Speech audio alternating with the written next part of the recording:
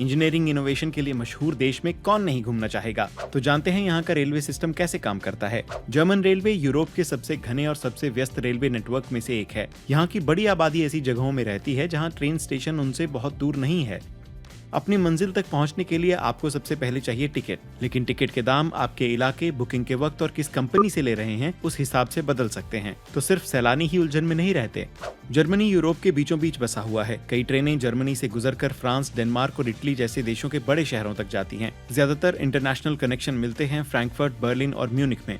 ट्रेनें सफर के सबसे इको फ्रेंडली जरियों में से हैं। लेकिन अगर आप ट्रेन से जाने के बारे में सोच रहे हैं तो थोड़ा टाइम जरूर रख लीजिए। वैसे तो जर्मनी को समय का पाबंद देश कहा जाता है, लेकिन यहाँ की ट्रेनों में आजकल हालात उलट हैं। जर्मन ट्रेनों की लेट लतीफी आजकल अंतर्राष्ट्रीय मजाक बन गया है। 2024 से रेलवे नेटवर्क में बड़े स्तर पर मरम्मत चल रही है, जिसकी वजह से ट्रेनों में और भी ज्यादा देर हो रही है। आपके इलाके में रेलवे नेटवर्क कैसा है? चीन का ये सोलर पावर प्लांट रात में बिजली पैदा कर सकता है। ये दुनिया का पहला dual tower solar thermal power plant है, जो गांसू प्रांत की ग्वाजोउ काउंटी में बनाया गया है।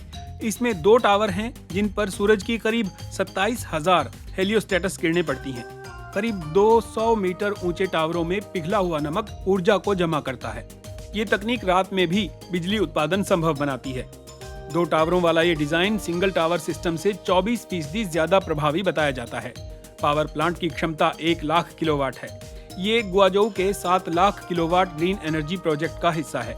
इस परियोजना से हर साल 1.8 अरब किलोवाट घंटा ग्रीन एनर्जी पैदा होगी और करीब 1.5 करोड़ टन कार्बन उत्सर्जन कम होगा। चीन में अब विदेशियों और पत्रकारों पर भी कड़ी नजर रखी जा रही है। इसके लिए एक होलिस्टिक प्रोफाइल सिस्टम का इस्तेमाल किया जा रहा है।